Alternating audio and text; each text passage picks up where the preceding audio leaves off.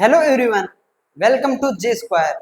दोस्तों, आज हम बात करने वाले हैं एक ऐसी डिजीज के बारे में, एक ऐसी बीमारी के बारे में जो बहुत ही कॉमन है। इतनी कॉमन है कि अगर ये कह दिया जाए कि ये हर एक एज में पाई जाती है तो ये गलत नहीं है। जैसे कि बच्चों में पाई जाने वाली, बूढ़ों में पाई जाने वाली और यंगस्टर में भी देखी जाती है ये बीमारी। जी, हम बात करने वाले हैं डायबिटीज के बारे में, जिसको अगर आम भाषा में कहा जाए तो शुगर के नाम से जानते हैं, और अगर हिंदी में कहा जाए तो हम इसको मधुमेह के नाम से जानते हैं। इतनी कॉमन डिजीज है कि हमारे देश को ना डायबिटीज का देश भी कहा जाता है। ओके मेरे दोस्त, तो आज के इस सेशन में हम कंप्लीटली तरीके से डायबिटीज को समझेंगे, कौन सा ऑर्गन इसके पीछे रिस्पॉन्सिबल है और कौन कौन से ऑर्गन इफेक्टेड हो रहे हैं, किस हार्मोन की कमी के कारण ये होता है, और उसके बाद कितने टाइप की डायबिटीज होती है, कौन कौन से टेस्ट कराते हैं, किस मेजरमेंट मतलब इंस्ट्रूमेंट से इसको मेजर किया जाता है, और उसके बाद वनडे एग्जाम में जितने भी टाइप के क्वेश्चन बनते हैं उन क्वेश्चनों को भी हम करेंगे। ओके मेरे दोस्त, एक एक स्टेप में एक एक चीजों को समझेंगे और पूरा कंप्लीट तरीके से डायबिटीज को समझेंगे। आइए देखते हैं डायबिटीज होती क्या है। सबसे पहले बात की जाए डायबिटीज होती क्या है। देखिए, डायबिटीज एक ऐसी डिजीज है जो आपके ब्लड में ग्लूकोज का स्तर बढ़ जाना ही डायबिटीज कहलाती है। देखिए, जैसे क्या लिखा है, मधुमेह एक ऐसी बीमारी है जिसमें रक्त में ग्लूकोज का स्तर बढ़ जाना हाइपरग्लाइसेमिया कहा जाता है। हाइपरग्लाइसेमिया ही बाद में कन्वर्ट होता था किसमें, डायबिटीज में। अब देखिए, हाइपरग्लाइसेमिया, हाइपरग्लाइसेमिया एक वर्ड है। हाइपरग्लाइसेमिया, देखिए हाइपरग्लाइसेमिया, अगर कहीं भी आपको हाइपर वर्ड दिख जाए तो साइंस के टर्म में इसको कहते हैं अधिकता।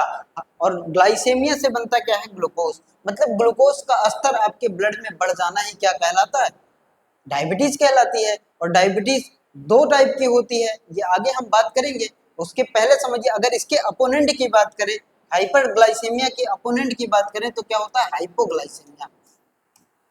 हाइपोग्लाइसेमिया,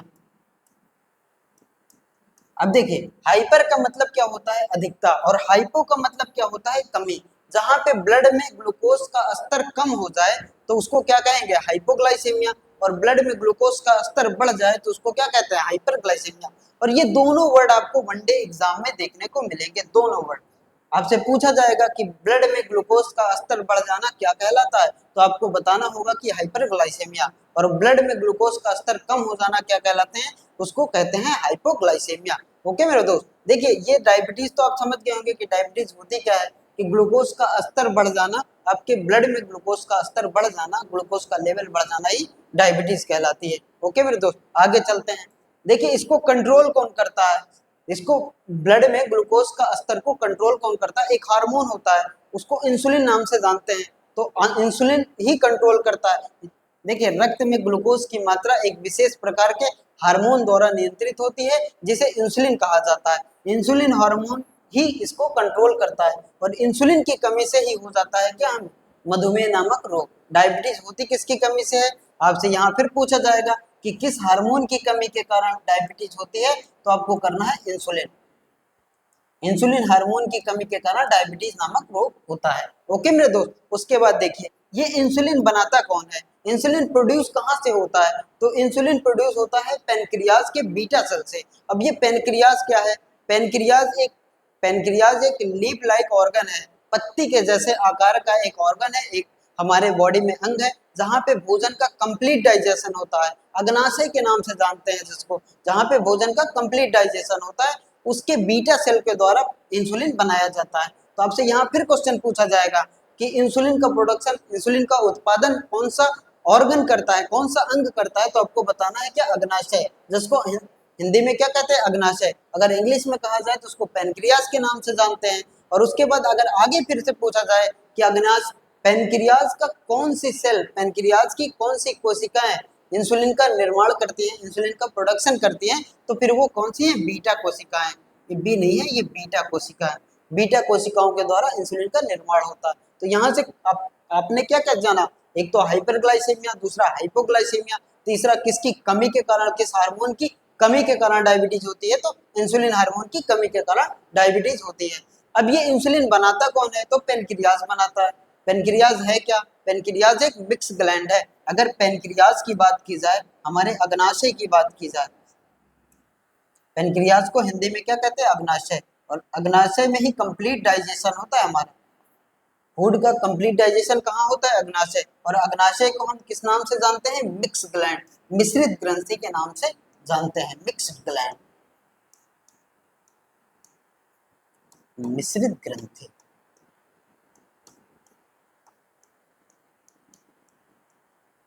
मिश्रित ग्रंथि के नाम से हम जानते हैं अग्नाशय को। हमारे बॉडी में एकमात्र, हमारे शरीर में एकमात्र ऐसा ऑर्गन है, एकमात्र ऐसी ग्रंथि है जिसको मिश्रित ग्रंथि कहा जाता है।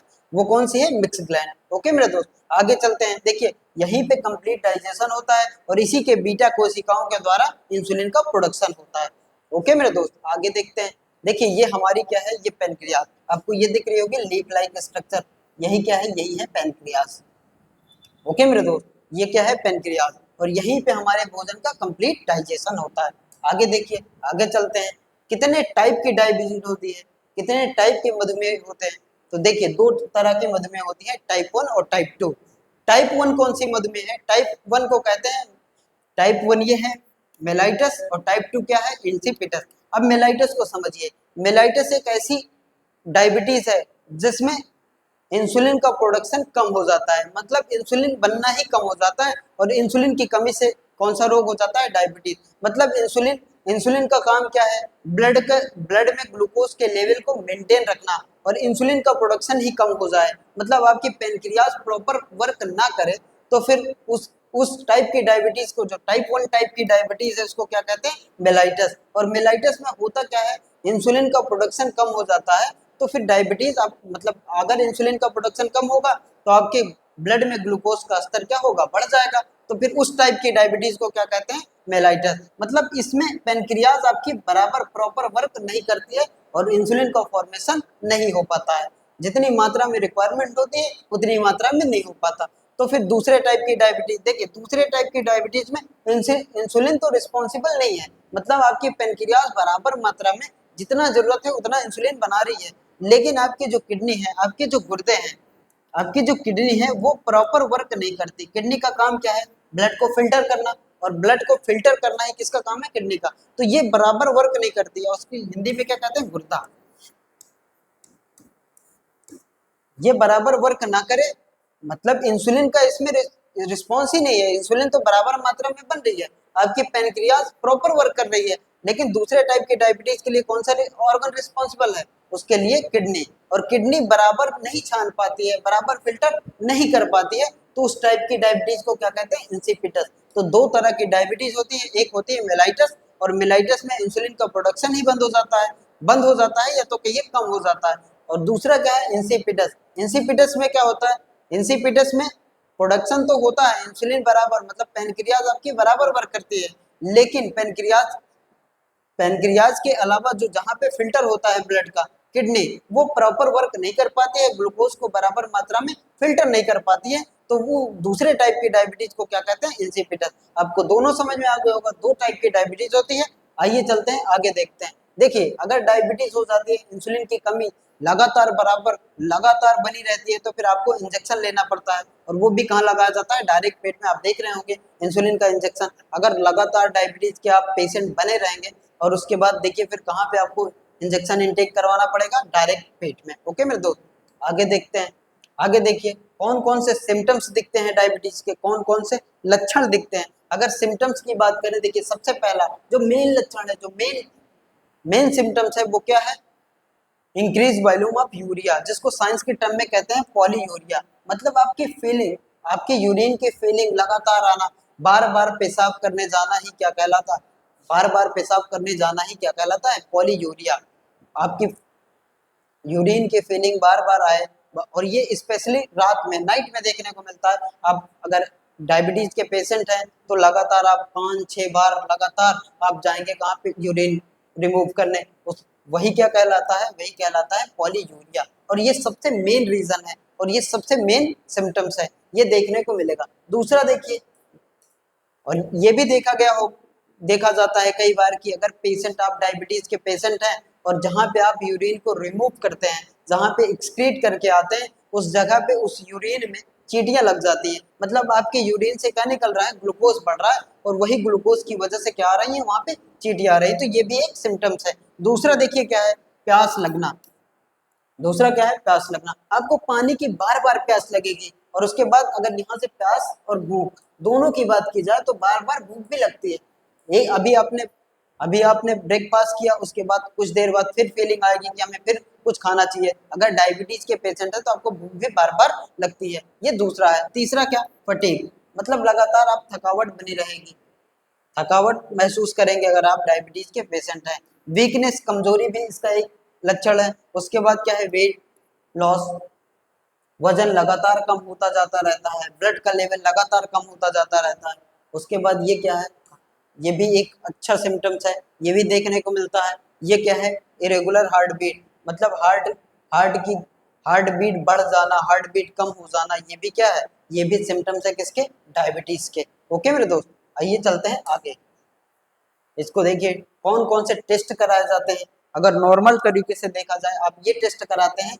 अगर ये देखा जाए कि हमें डायबिटीज है कि नहीं, तो फिर आपको कौन सा टेस्ट कराना रहता है, आरबीएस, रैंडम ब्लड शुगर। और इसकी रीडिंग जो आती है, अगर आप खाली पेट, मतलब बिना कुछ खाए, आप ब्रेकफास्ट से पहले आप अगर इस टेस्ट को कराते हैं, तो जो रीडिंग आनी चाहिए वो कितनी आनी चाहिए, 70 से लेके 100 के बीच में आनी चाहिए। अगर 70 से लेके 100 के बीच तक की रीडिंग आ रही है तो आप नॉर्मल केस है, मतलब डायबिटीज के पेशेंट नहीं हो।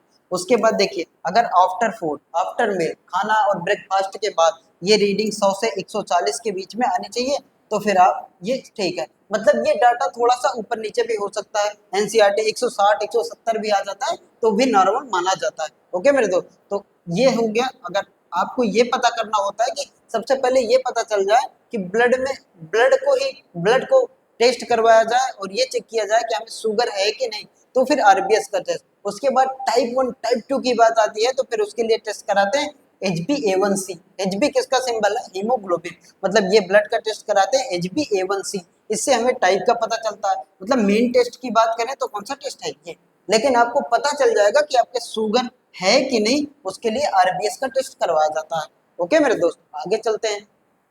देखिए, अब इसको कंट्रोल कैसे किया जाता है, कंट्रोल कैसे किया जा सकता है। जैसे बहुत सारा जंक फूड आप अवॉइड कर सकते हैं। अच्छे अच्छे हेल्दी फूड को इनटेक करिए। जितने भी जंक मार्केट के जैसे पिज्जा बर्गर वगैरह आप फोटो में देख पा रहे होंगे, तो फिर इन सबको अवॉइड करिए। और डेली डाइट में आप अच्छे हेल्दी फूड्स हेल्दी होने चाहिए, उसको खाना चाहिए। और ये इसको जितना हो सके उतना अवॉइड करिए। और आप डेली रूटीन में अपने एक्सरसाइज को ऐड करिए, व्यायाम करिए, एक्सरसाइज को ऐड करिए, जॉगिंग करिए, योगा करिए, उससे भी कंट्रोल किया जा सकता है। ओके मेरे दोस्त, उसके बाद आइए चलते हैं आगे, देखते हैं। देखिए, जितने भी क्वेश्चन, ये जो मशीन है ना, ये है ग्लूकोमीटर, जिससे नापते हैं, डायबिटीज को नापते हैं। वो मशीन कौन सी है, ग्लूकोमीटर, इसको कहते हैं ग्लूकोमीटर, ग्लूकोमीटर। देखिए, हमसे क्वेश्चन पूछा जाता है, जितने भी क्वेश्चन आ रहे हैं सारे क्वेश्चन को करते हैं। किस हार्मोन की कमी से कारण मधुमेह नामक रोग होता है, तो आपने देखा है इंसुलिन की कमी के कारण, इंसुलिन की।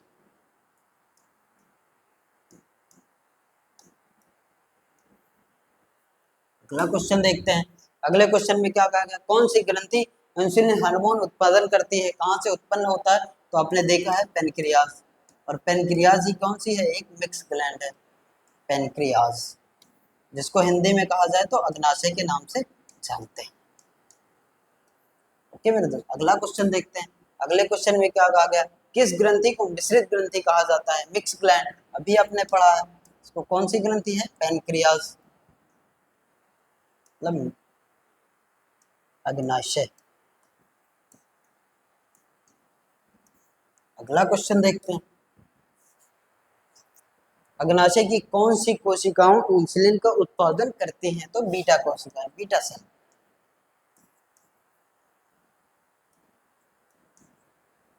बीटा कोशिका,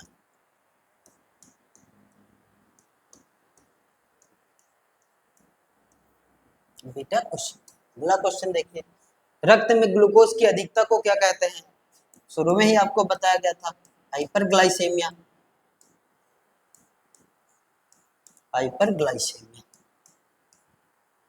रक्त में अधिकता, अगर ग्लूकोज की अधिकता है तो उसको कहते हैं हाइपरग्लाइसेमिया। और अगर कमी की बात की जाए, ये क्या है, अधिकता है।